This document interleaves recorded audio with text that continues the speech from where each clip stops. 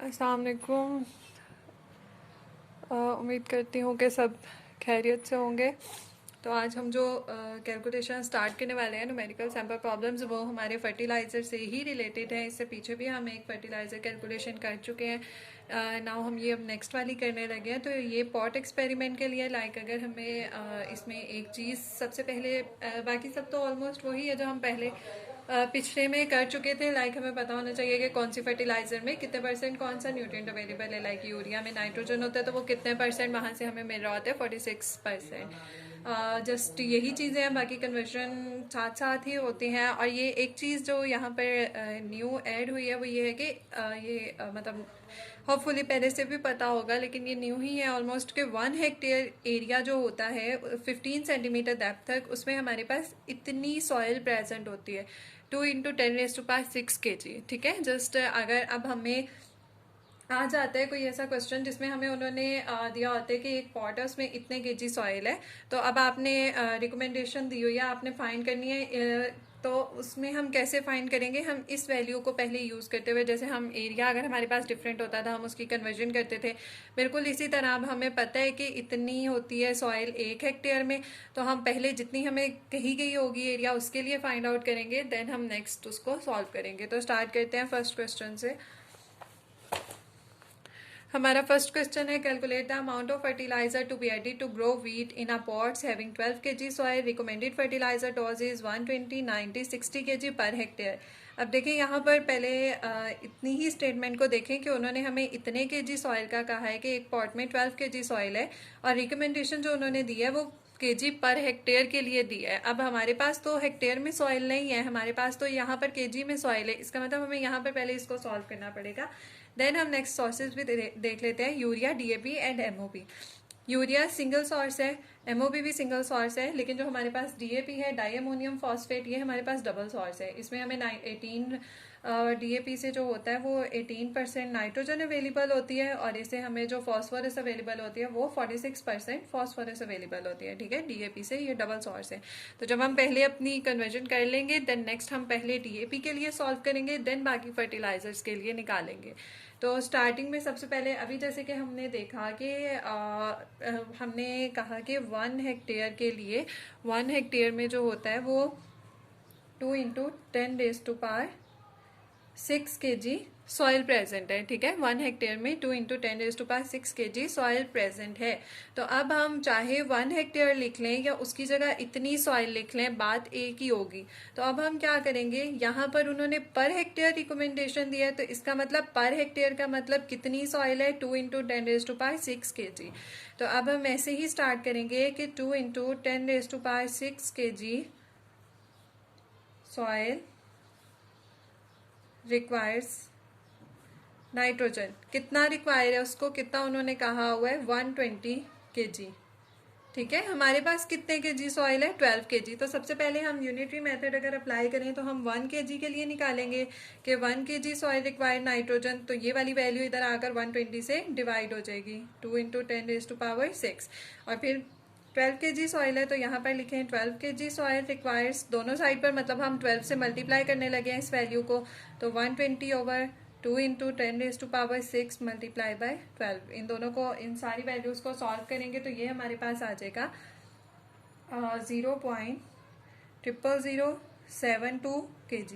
अच्छा, आप देखें ये वैल्यू केजी में बहुत छोटी आ रही है, मतलब कि अगर हम इसको देखें तो ये 7.2 × 10⁻³ बन रही है, कि मतलब कि 0.072। तो हम क्या करेंगे, हम इसको ग्राम में कन्वर्ट कर लेते हैं।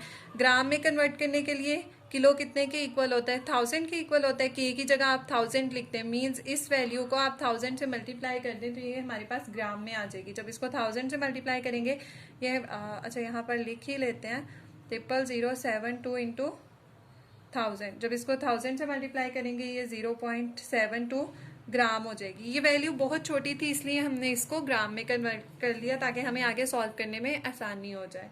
बिल्कुल इसी तरह अब हमने ये अभी नाइट्रोजन रिक्वायरमेंट फाइंड की है 12 kg के लिए। बिल्कुल इसी तरह हम फॉस्फोरस एंड पोटेशियम भी 12 kg के लिए निकालेंगे सेम मेथड से कि 2 × 10⁻⁶ kg सॉइल रिक्वायर्स फॉस्फोरस। कितना उसे चाहिए, 90। 90 kg।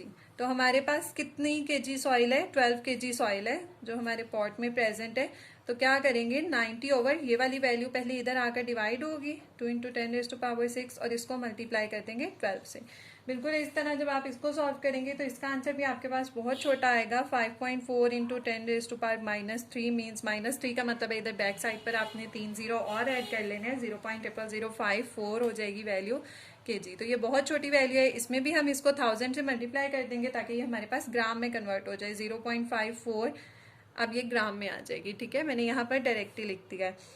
सेम मेथड हम थर्ड के लिए अप्लाई करेंगे पोटेशियम के लिए। Like 2 × 10⁶ kg soil requires potassium.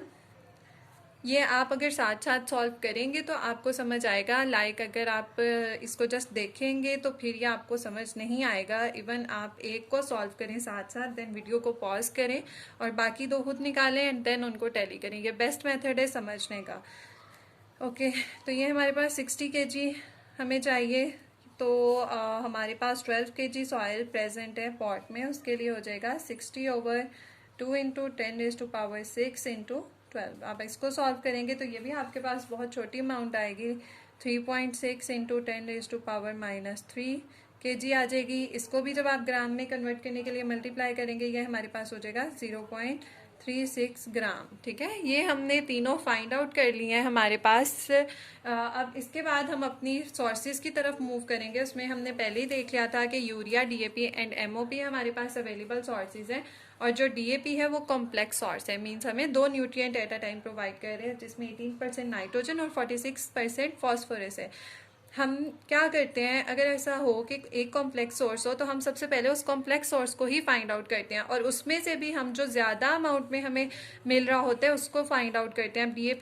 DAP main source phosphorus का है, ठीक है, ये उसमें एडिशनल है नाइट्रोजन, तो हम सबसे पहले इसमें से फॉस्फोरस ही फाइंड आउट करेंगे।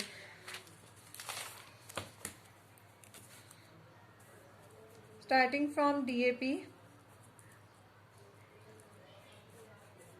डीएपी से स्टार्ट करते हैं। अब डीएपी क्या है, ये हमें प्रोवाइड करता है 46% था ना। हमने, अगर आपने लास्ट लेक्चर की वीडियो सुनी है उसमें हमने ऐसे लिखा था, जहाँ पर भी कोई फर्टिलाइजर देखते थे लाइक डीएपी को ही अगर हम लिखते तो हमने लिखा था कि 46 kg is available from 100 kg। ठीक है, तो अगर हम केजी को केजी में देख रहे थे बिकॉज ये परसेंट होती है कि 46% डीएपी में फॉस्फोरस प्रेजेंट होता है।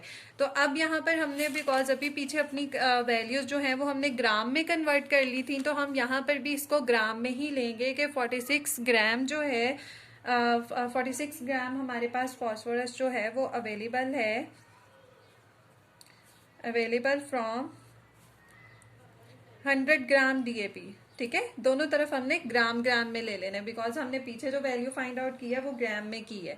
अब जो हमारे पास पीछे फॉस्फोरस आई थी 12 ग्राम के लिए, वो कितनी आई थी, 0.54 जो हमें चाहिए, 0.54 ग्राम हमें चाहिए 12 kg सॉइल के लिए। तो वो कितने से हमें कितने डीएपी अप्लाई करेंगे तो मिलेगी 46 इधर आकर 100 से डिवाइड हो जाएगा और इसको मल्टीप्लाई करते हैं 0.54 से, दोनों साइड पे 0.54 आ जाएगा। आप इसको सॉल्व करेंगे आपके पास आ जाएगा 1.174।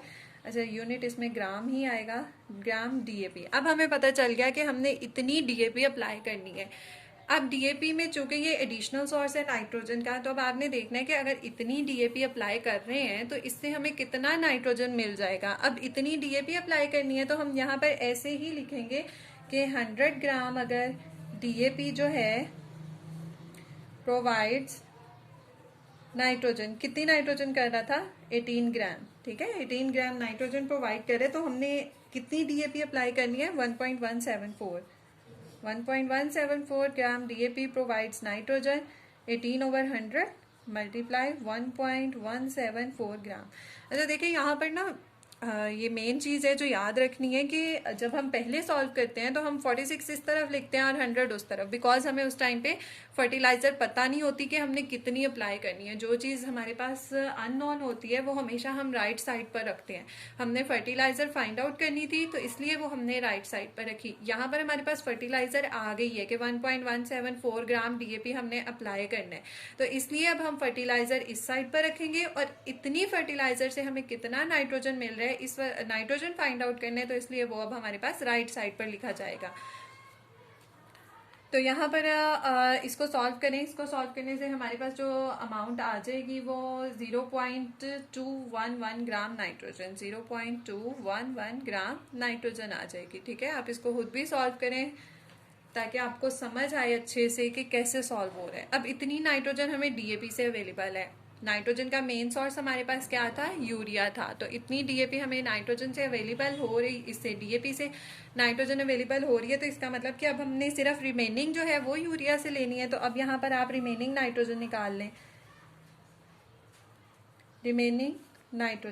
रिमेनिंग नाइट्रोजन कैसे निकालेंगे? सबसे पहले हम देखेंगे हमारी टोटल नाइट्रोजन की रिक्वायरमेंट कितनी थी। ये थी हमारे पास टोटल 0.72। ठीक है, तो इसमें से आप माइनस कर दें जितनी हमें डीएपी से अवेलेबल है। 0.72 माइनस 0.211, इन दोनों को माइनस करेंगे, हमारे पास आ जाएगा 0.509 ग्राम। इतनी हमें अभी और नाइट्रोजन चाहिए जो कि अब हमारे पास यूरिया से हमें मिलेगी। नेक्स्ट हम यूरिया से अब फाइंड आउट करते हैं नाइट्रोजन। अब यूरिया क्या करते हैं, 46, हमें पता है कि यूरिया में 46% नाइट्रोजन होती है। बिकॉज हम ग्राम में सॉल्व कर रहे हैं तो हम यहाँ पर ग्राम ही लिखेंगे। 46 gram of nitrogen is available from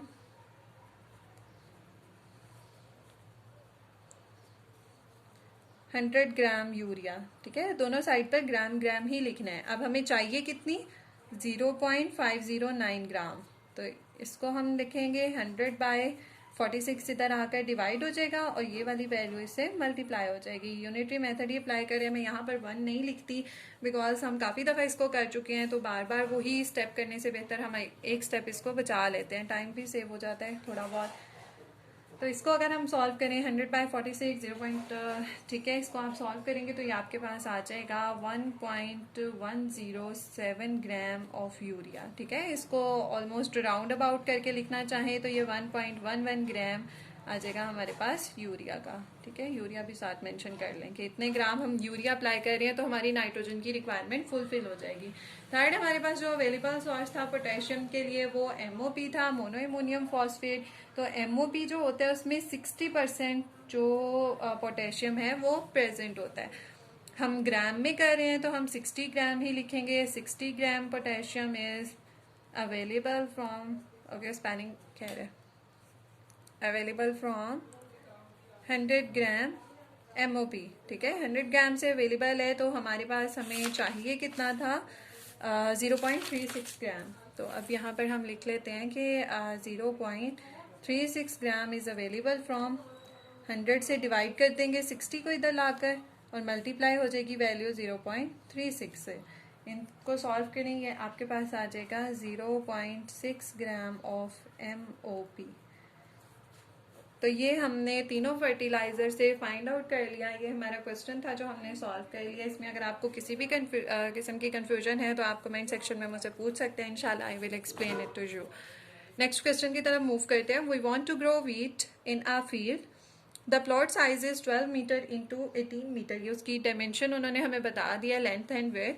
recommendation dose of NPK is 120, 90 and 60 kg per hectare. अब यहाँ पर भी हमें देखकर ही पता चल रहा है ये मीटर में है, ये हेक्टेयर में है, तो हमें कन्वर्जन करनी पड़ेगी। अवेलेबल सोर्सेज इसमें MAP, यूरिया एंड SOP, ये तीनों ही हमारे पास सिंगल सोर्स है। इसमें कोई भी हमारे पास कॉम्प्लेक्स सोर्स नहीं है, तो ये इसमें हम जोन सा मर्जी पहले सॉल्व कर लेंगे, वो फर्क नहीं पड़ेगा। सबसे पहले हम अपना स्टार्टिंग से देखते हैं। उन्होंने हमें डायमेंशन दिया तो डायमेंशन से हम एरिया निकालेंगे, एरिया ऑफ फील्ड निकाल लें।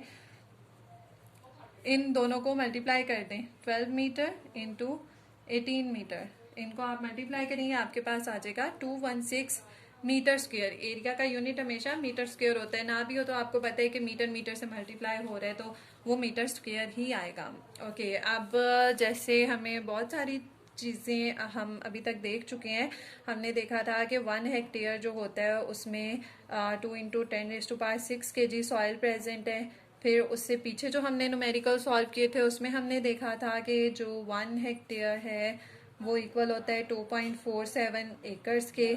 ठीक है, अब एक चीज़ और है जो हम देखने लगे हैं, वो ये है कि 1 हेक्टेयर इक्वल होता है 10,000 मीटर स्क्वायर के। 1 hectare is equal to 10,000 metre square. अब चाहे हम 1 हेक्टेयर लिख लें या उसकी जगह 10,000 मीटर स्क्वायर लिख रहे हो, इसमें कोई मतलब गलती नहीं होगी, दोनों एक दूसरे के इक्वल हैं, तो हम जो मर्जी लिख लें।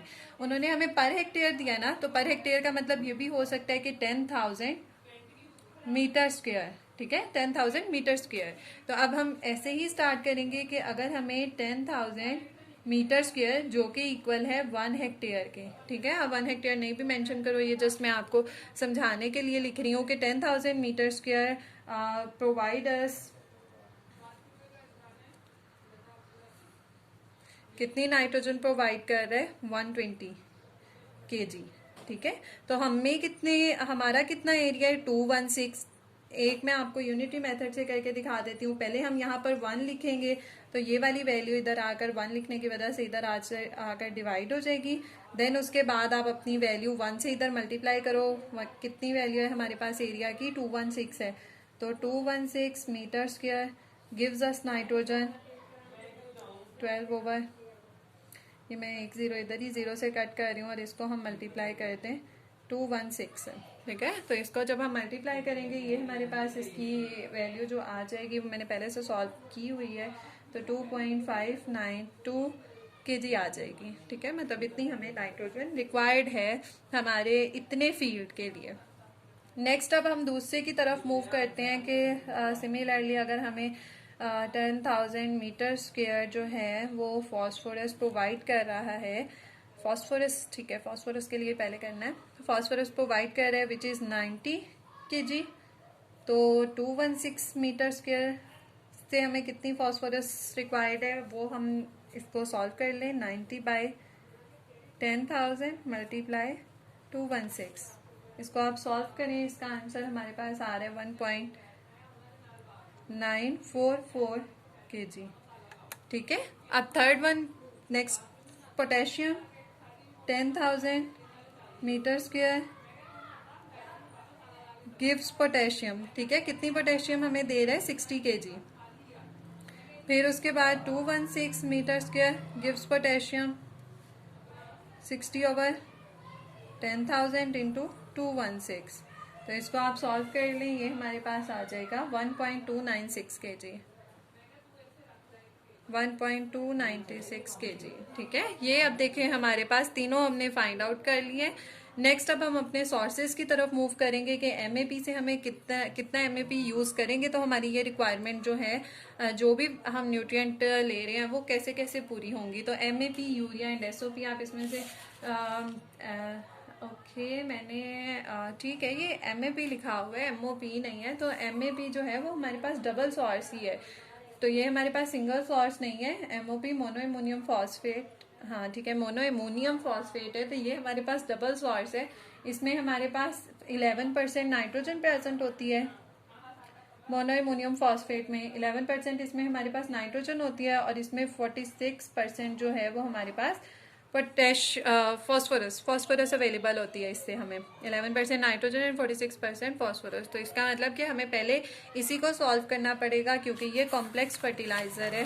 अगर तीनों सिंगल सोर्स होते, एमओपी होता या यूरिया या जो भी होता सिंगल सोर्स, तो फिर हमें उसके लिए था कि हम जौन सा मर्जी अपनी मर्जी से पहले फाइंड आउट कर सकते थे। अब हम सबसे पहले एमएपी से ही स्टार्ट लेंगे, और एमएपी में भी हमें 46% जो है वो फॉस्फोरस मिल रहा है, तो इसका मतलब कि हम सबसे पहले फॉस्फोरस ही निकालेंगे जो ज़्यादा अमाउंट में प्रेजेंट है।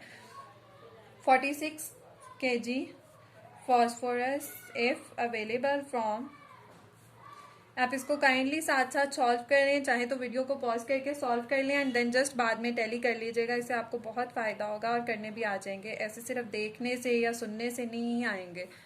एमएपी इतना हमें 46 अगर अवेलेबल है तो हमें कितना चाहिए था, जो कि हमने अभी पीछे फाइंड किया था 1.944 kg, ठीक है। तो वो हमें कितने एमएपी से अवेलेबल होगा, 100/46 मल्टीप्लाई 1.944, ठीक है, 1.944। आप इसको सॉल्व करें, ये हमारे पास आ जाएगा 4.22 kg एमएपी। ये हमने एमएपी फाइंड आउट कर ली कि हमने इतनी एमएपी प्रोवाइड करनी है। अब इतनी एमएपी में से हमें नाइट्रोजन कितना अवेलेबल है वो अब हमने फाइंड करना है। तो हम यहाँ पर ऐसे ही लिखेंगे कि 100 kg जो एमएपी है गिव्स या प्रोवाइड, आप जो भी लिख लें, gives nitrogen which is 11 kg, ठीक है, उससे 11 kg हमें अवेलेबल है। तो हमने कितनी MAP अप्लाई करनी है? 4.22 kg। तो 4.22 kg से कितना होगा? 11/100, 100 इधर आकर डिवाइड हो रहा है एंड 4.22 से वैल्यू को मल्टीप्लाई कर देंगे। आप इसको सॉल्व करेंगे, आपके पास आ जाएगा 0.4642, ठीक है। ये हमारे पास इतनी वैल्यू आ गई है कि इतना हमें नाइट्रोजन जो है वो मिल जाएगा अगर हम DAP अप्लाई कर रहे हैं। अब हमने रिमेनिंग नाइट्रोजन फाइंड आउट कर लेना है कि हमें अभी और कितना नाइट्रोजन रिक्वायर्ड है। उसके लिए आप क्या करेंगे, जो हमारे पास टोटल नाइट्रोजन की अमाउंट थी, टोटल नाइट्रोजन ये 2.592, ठीक है, ये टोटल नाइट्रोजन की हमारे पास अमाउंट थी, उसमें से आप ये वाली माइनस कर दें।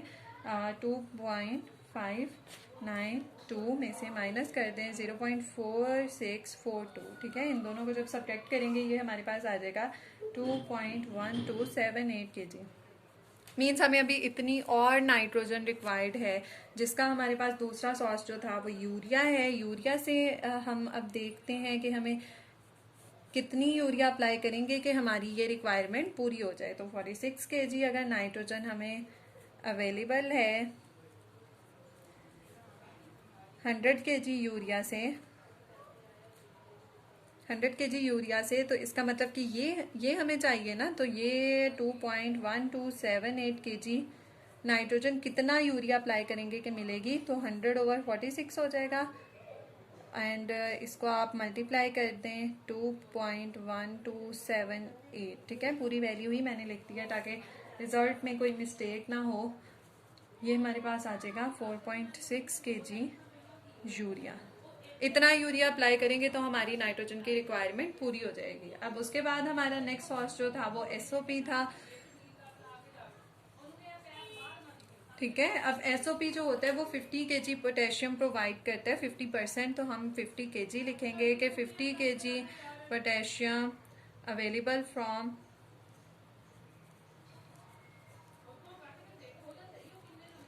100 kg SOP, ठीक है। 100 kg SOP से इतना हमें अवेलेबल है और टोटल हमें कितना चाहिए था? वो ये 1.296 kg, ठीक है।